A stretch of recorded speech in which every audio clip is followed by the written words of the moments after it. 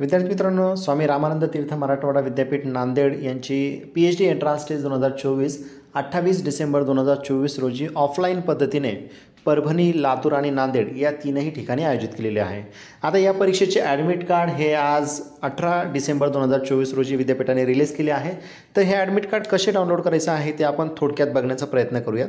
तर बघा, सगळ्यात आधी तुम्हाला जायचं आहे गुगल क्रोम या वेब ब्राउझरला आणि या ठिकाणी सिम्पली तुम्हाला सर्च करायचं आहे pet.srtmun.ac.in/login या पेजला तुम्हाला क्लिक करायचं आहे। आता या ठिकाणी तुम्हाला यूजर नेम टाकायचा आहे।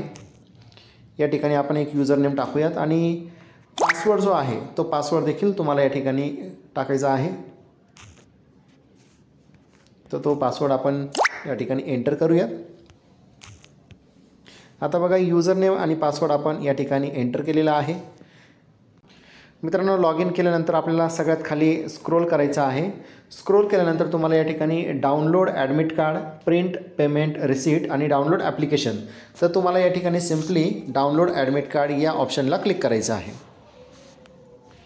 आता डाउनलोड केल्यानंतर तुम्हाला ते ओपन करायचं आहे।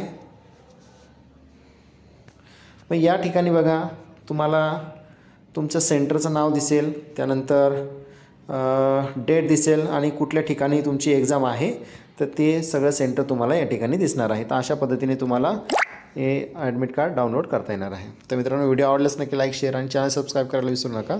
धन्यवाद।